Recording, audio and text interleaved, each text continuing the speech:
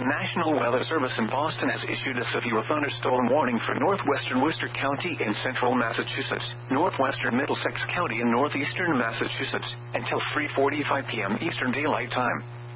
At 3:01 p.m. Eastern Daylight Time, a severe thunderstorm was located over Phillipston, or 9 miles southeast of Orange, moving northeast at 40 miles per hour. Hazards include 60 miles per hour wind gusts and quarter-size hail. Hail damage to vehicles is expected. Expect wind damage to trees and power lines.